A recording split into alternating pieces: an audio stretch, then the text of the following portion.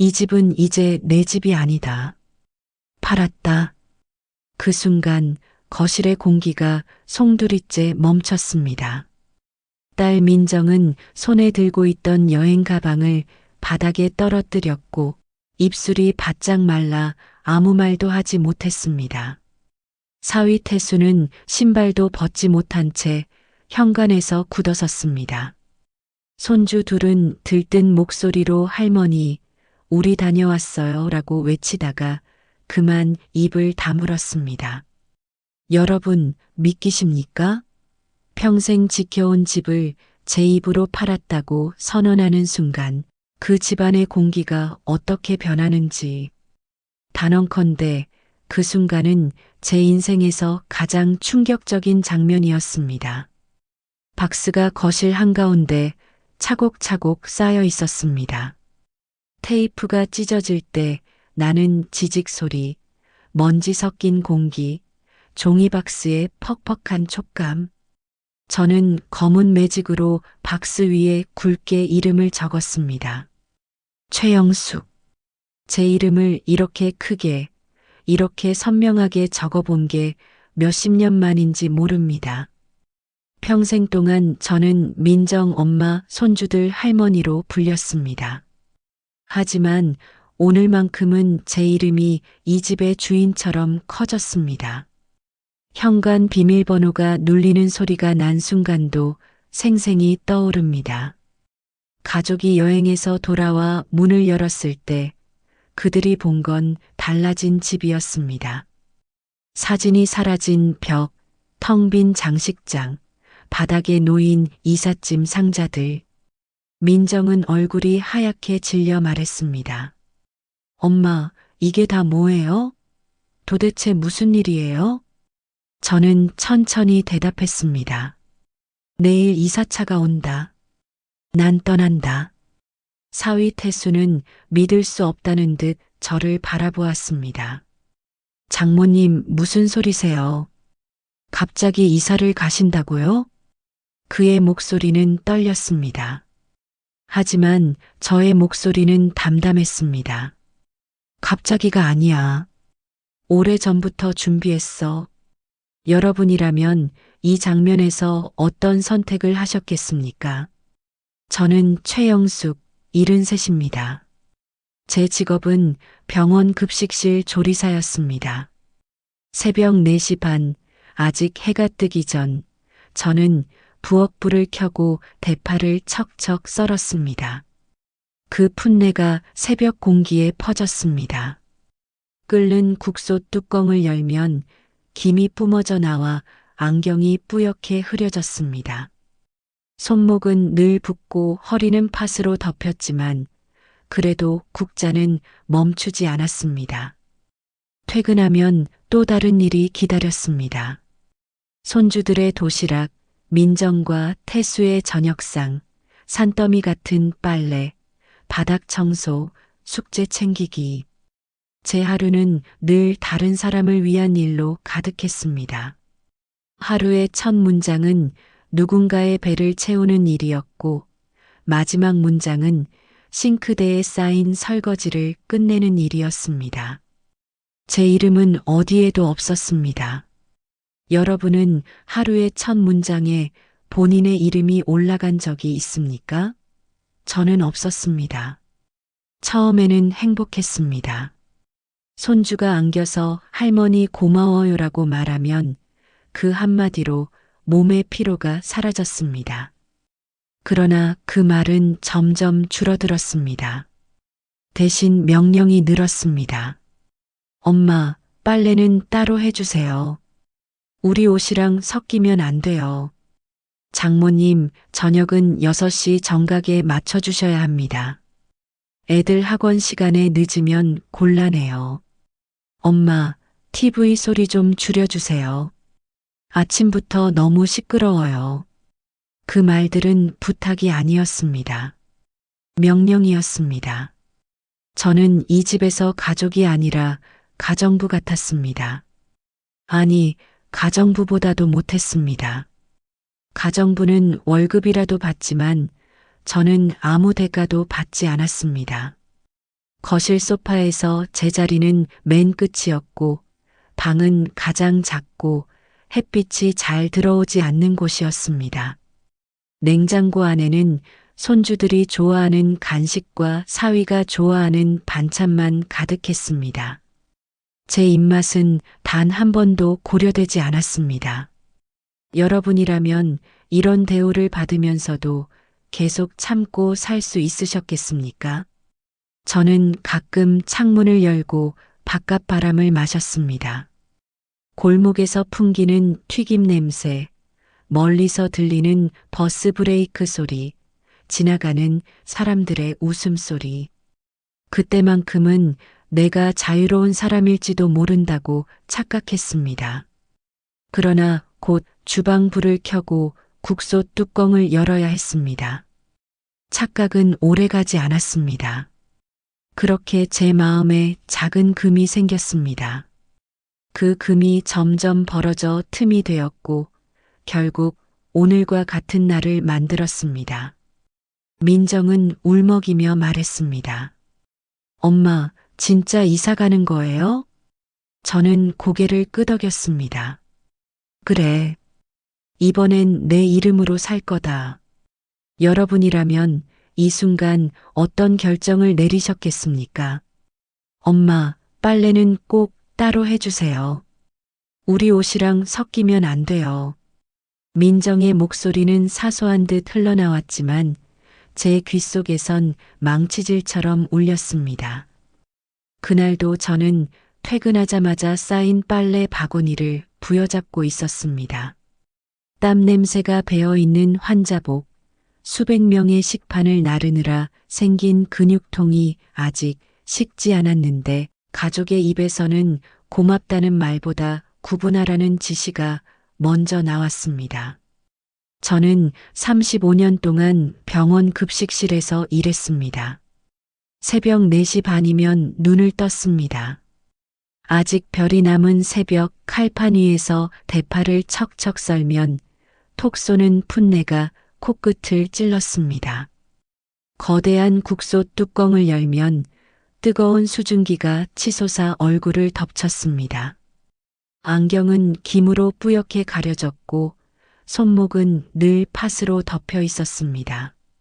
쇠국자가 손바닥을 긁는 소리는 제 하루의 시작이자 끝이었습니다.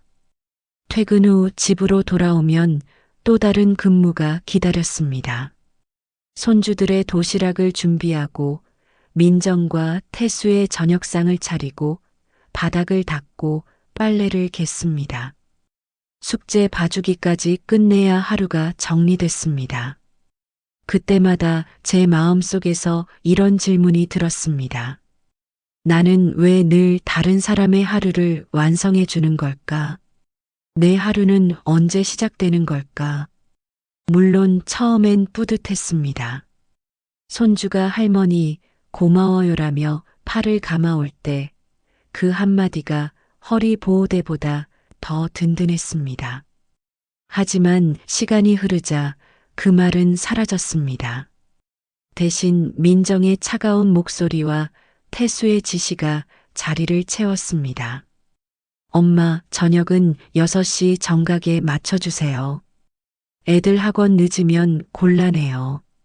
장모님, 손님 오시니까 청소는 오늘 꼭 끝내주셔야 합니다. 그들의 말은 부탁이 아니라 명령이었습니다. 여러분, 가정부와 가족의 차이가 뭔지 아십니까? 가정부는 월급을 받습니다. 쉬는 날도 있습니다. 하지만 저는 아무것도 받지 않았습니다. 제 몸은 점점 무너졌지만 제 희생은 생활의 일부로만 여겨졌습니다. 냉장고 문을 열면 손주들이 좋아하는 간식과 사위가 좋아하는 반찬은 늘 가득했습니다. 그러나 제 입맛을 위한 음식은 단 하나도 없었습니다. 거실 소파에 앉을 때 제 자리는 늘 맨 끝, 등받이가 휘어진 곳이었습니다. 제 방은 집안에서 가장 작고 햇빛이 잘 들어오지 않는 구석방이었습니다. 이 집은 제 피와 땀으로 마련한 집이었는데도 저는 세입자처럼 눈치를 보며 살았습니다.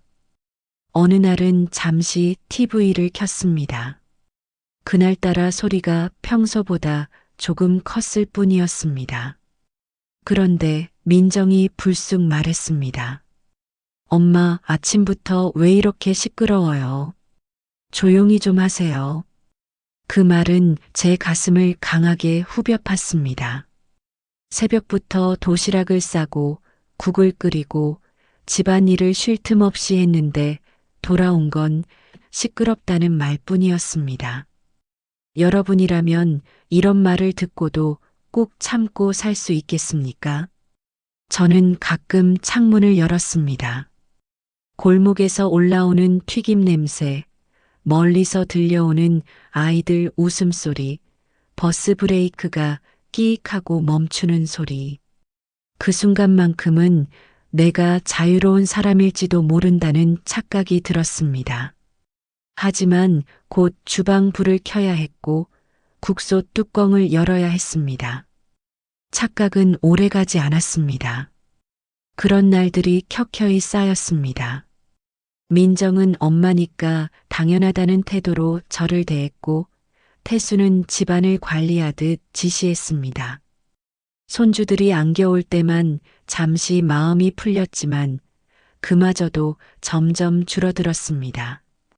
저는 서서히 제 이름이 사라지는 걸 느꼈습니다. 이 집에서 저는 그저 엄마, 할머니, 장모님일 뿐 최영숙이라는 이름은 없었습니다.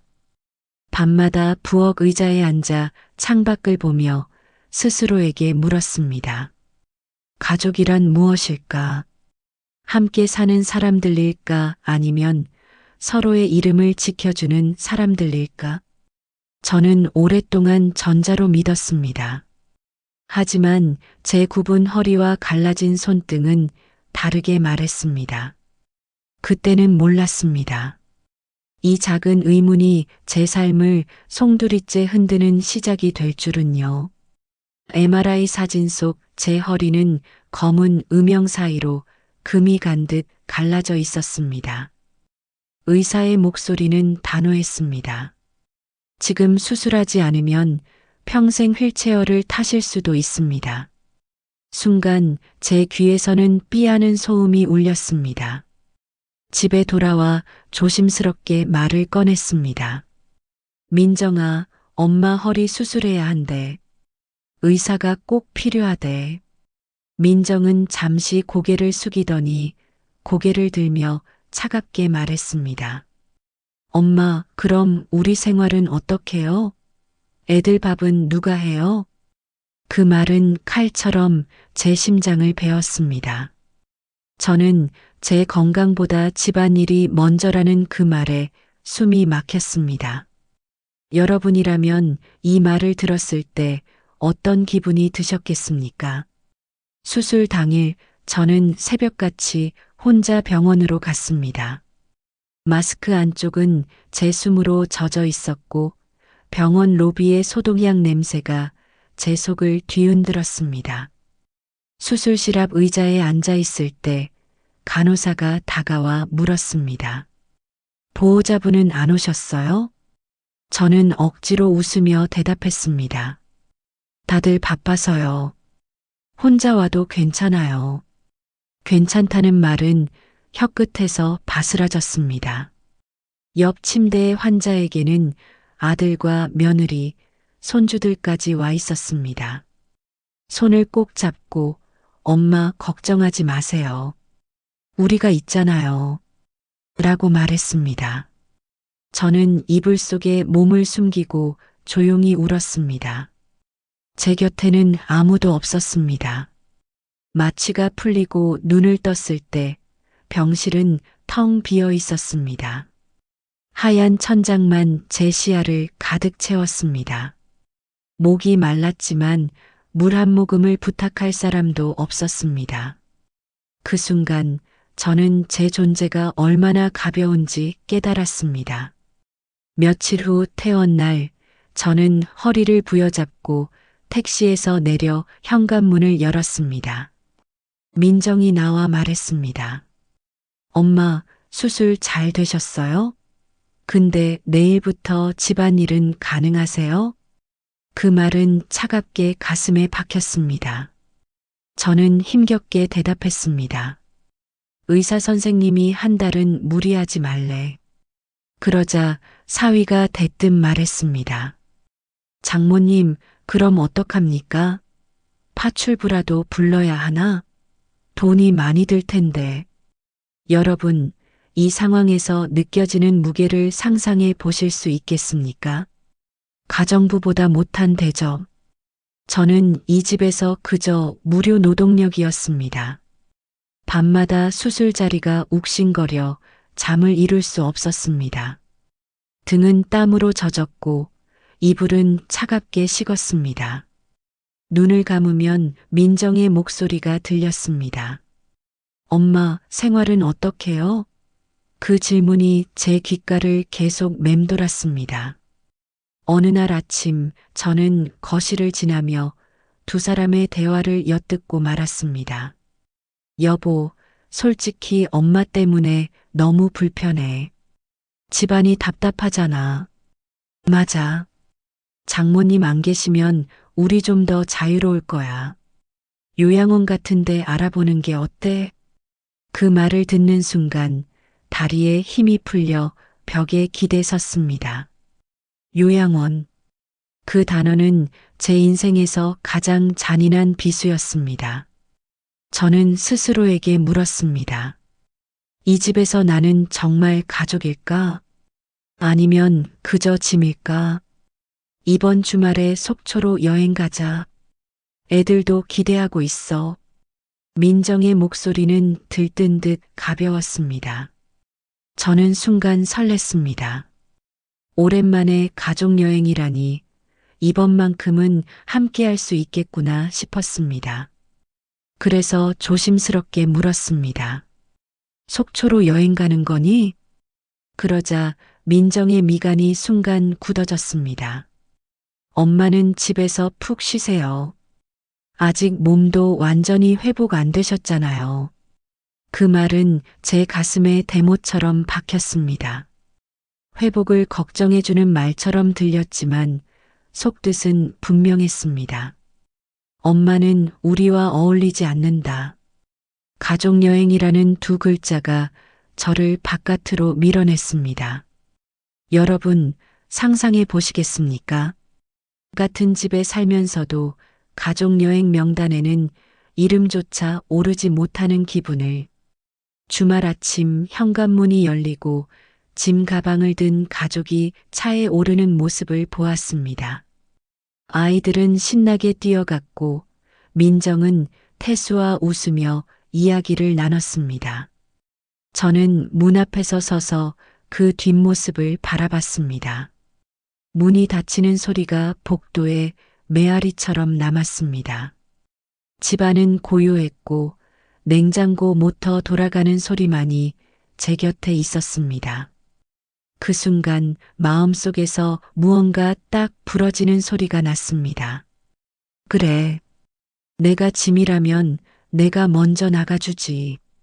저는 주저하지 않고 부동산에 전화를 걸었습니다. 여기 205동인데요. 집 팔고 싶습니다. 금매로요. 수화기 넘어 중개인이 놀라 물었습니다. 가족분들 동의는 받으셨나요? 저는 짧게 대답했습니다. 제 집이에요. 제가 알아서 할 겁니다. 그날 밤 바람이 불어 창문 틈새로 들어왔습니다. 먼지 냄새 속에 소금기 섞인 바다 냄새가 희미하게 스며드는 것 같았습니다. 저는 그 바람을 깊게 들이마시며 마음을 가라앉혔습니다. 그리고 휴대폰을 들어 오래된 친구 경희에게 전화를 걸었습니다. 야, 영수가. 웬일이야. 이렇게 밤늦게 전화를 다 하고. 경희야, 그냥 내 목소리 듣고 싶어서. 나 요즘 많이 힘들었거든. 저는 짧게나마 그동안 있었던 일을 털어놓았습니다.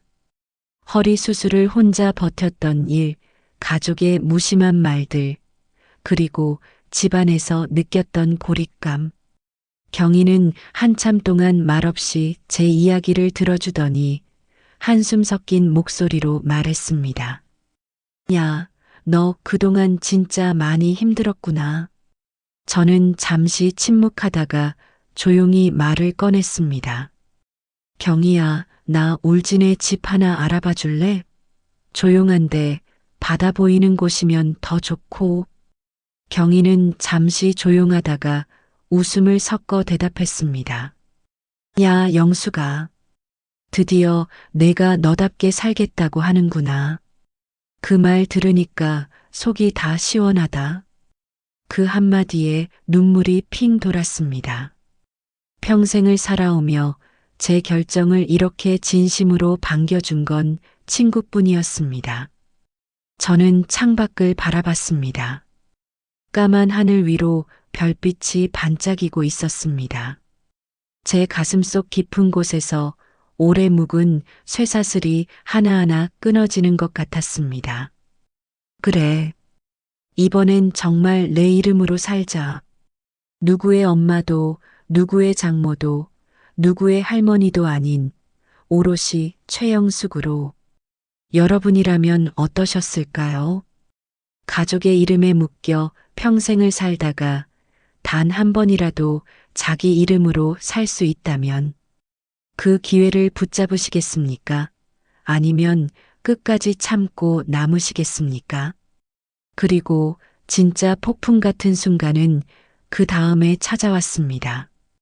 이 집은 이제 내 집이 아니다. 팔았다. 제가 그 말을 꺼냈을 때 거실 공기는 숨조차 멎은 듯 정지했습니다. 민정은 손에 들고 있던 휴대폰을 떨어뜨렸고 태수는 눈을 크게 뜨며 얼어붙은 듯 서 있었습니다. 손주들은 서로를 바라보며 무슨 상황인지 파악하지 못한 채 눈치만 살폈습니다. 민정이 떨리는 목소리로 외쳤습니다. 엄마, 지금 무슨 말씀하시는 거예요? 집을 팔았다니요? 우리가 여행 다녀온 사이에 대체 무슨 짓을 하신 거예요? 저는 차분하게 대답했습니다. 무슨 짓이라니? 내 집이다. 내 돈으로 마련한 집. 내가 알아서 한 거다. 사위가 다급하게 말을 끊었습니다. 장모님, 그럼 저희는 어디서 살라는 겁니까? 갑자기 이렇게 팔아버리시면 저는 단호히 잘랐습니다. 알아서 해라. 자네가 남편으로서, 아버지로서 책임질 일이지. 나는 이제 내 인생을 살겠다.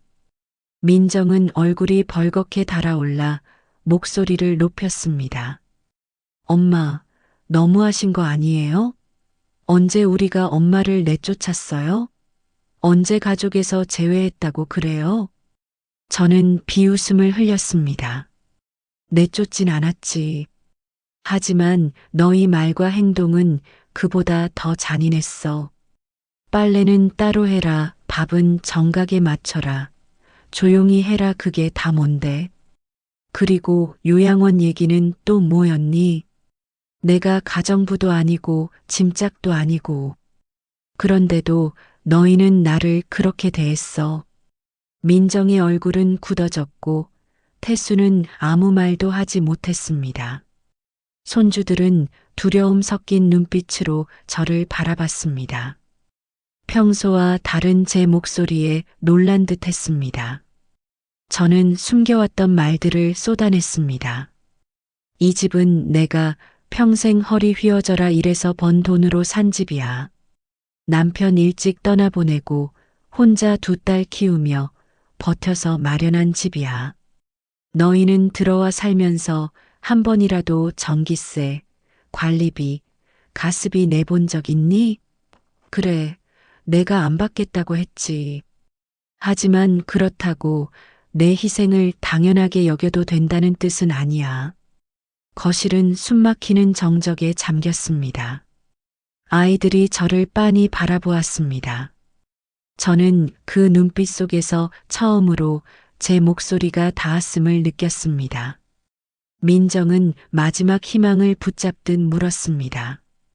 엄마, 그럼 집 한도는 어떻게 하실 건데요? 저희 생각은 안 하세요? 그 순간 제 마음이 완전히 굳어졌습니다. 내 돈이다. 내가 알아서 한다. 울진에 작은 집 하나 사고 남은 돈으로 여생 편히 살 거다. 이제부터는 나를 위해 살 거다. 민정이 날카롭게 말했습니다.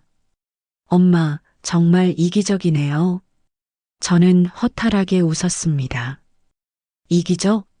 나는 평생 남을 위해 살았다. 남편을 위해, 딸들을 위해, 손주를 위해. 내 이름으로 살아본 적은 여태껏 단 한 번도 없었다. 그런데 이제라도 조금 이기적으로 살겠다는 게 뭐가 잘못이니? 그래, 맞아. 이제는 나 이기적으로 살 거다. 그게 뭐 어때서? 그 말과 함께 가슴속 깊이 눌려있던 돌덩이가 와르르 무너져 내렸습니다. 속이 뻥 뚫린 듯 가벼워졌습니다. 민정과 태수는 아무 말도 하지 못했습니다. 오랫동안 눌려있던 힘의 균형이 뒤집힌 순간이었습니다. 그날 밤 저는 방에 누워 창문을 열었습니다. 바람이 들어와 머리칼을 스쳤습니다. 그 바람 속에는 소금기 어린 바다 냄새가 묻어 있었습니다. 아직 보지도 못한 울진의 바다가 저를 부르고 있었습니다. 저는 스스로에게 속삭였습니다. 잘했어, 영수가. 이제 진짜 내 이름으로 살아가자. 새벽 5시, 눈이 저절로 떠졌습니다. 수십 년 동안 몸에 밴 습관이었습니다. 하지만 오늘은 달랐습니다. 새벽밥을 지어야 할 손주도, 출근 준비를 챙겨야 할 사위도, 불평을 늘어놓을 딸도 없었습니다. 고요한 방 안, 벽시계 초침 소리만 또각또각 들렸습니다. 저는 생전 처음 아무에게도 쫓기지 않는 아침을 맞았습니다. 이삿짐을 옮기던 날 저는 놀랐습니다. 제 짐이라고 해봐야 낡은 옷 몇 벌, 오래된 반찬통, 다른 사진첩 하나, 친구 경희가 선물해준 작은 커피포트가 전부였습니다. 직원이 말했습니다. 아니, 어르신 짐이 정말 적으시네요. 보통 이렇게 오래 사신 집은 트럭이 모자랄 정도인데. 저는 씁쓸하게 웃었습니다. 내 몫으로 산 물건은 없었다는 사실이 그때 비로소 실감났습니다. 평생 남을 위해 사느라 제 물건은 손가락으로 꼽을 정도였으니까요. 울진에 도착했을 때 차에서 내리자 바닷바람이 제 뺨을 스쳤습니다. 소금기 섞인 냄새가 폐 깊숙이 들어왔습니다. 바다 물결이 부딪히며 내는 쿵쿵거림, 갈매기가 우는 소리, 머리카락 사이를 파고드는 바람. 저는 눈을 감고 그 모든 소리를 삼켰습니다. 이게 자유의 소리구나. 새로 마련한 집은 작았습니다. 그러나 창문을 열면 파도가 바로 보였고 햇빛이 바닥 가득 쏟아졌습니다. 저는 바닥에 앉아 한참을 웃었습니다. 이게 내 집이구나. 내 이름으로 산 집. 눈물이 볼을 타고 흘러내렸습니다. 첫 아침, 저는 제 입맛에 맞는 밥상을 차렸습니다. 김치볶음밥에 달걀 프라이 하나, 된장국 한 그릇. 아주 소박했지만 평생 먹어본 어느 밥상보다 맛있었습니다. 그동안은 누군가의 입맛에 맞춰 늘 조율해야 했습니다. 짜다, 싱겁다, 맵다, 싫다 그러나 이제는 제 입맛만 맞추면 됐습니다. 저는 숟가락을 들며 속삭였습니다. 이게 진짜 밥이구나. 이게 진짜 내 삶이구나. 시장에 갔을 때 생선가게 아주머니가 웃으며 말했습니다. 할머니, 혼자 사시나 봐요? 예, 얼마 전에 이사 왔어요. 잘 오셨어요. 여기 사람들 다 좋아요. 외롭지 않으실 거예요. 그 짧은 말이 저를 울컥하게 했습니다. 서울의 아파트에서는 아무도 저를 이름으로 불러주지 않았습니다. 그저 엄마, 장모님, 할머니일 뿐이었습니다. 그런데 이곳에서는 그저 최영숙 씨라고 불렸습니다. 제 이름이 세상 속으로 다시 돌아온 순간이었습니다. 며칠 뒤 민정에게 전화가 왔습니다. 목소리는 낮고 떨렸습니다. 엄마, 죄송해요. 이제야 엄마 마음을 조금 알 것 같아요. 애들도 할머니 보고 싶어 해요. 저는 조용히 대답했습니다. 그래, 하지만 난 이제 너희 곁에서 살지 않을 거다. 대신 가끔 놀러 오면 되지 않겠니? 내가 진짜 효도하고 싶다면 내 삶을 내 힘으로 지켜라. 그게 나에겐 가장 큰 효도다. 전화기 너머로 흐느끼는 소리가 들렸지만 제 마음은 흔들리지 않았습니다. 울진에서의 일상은 단순했습니다.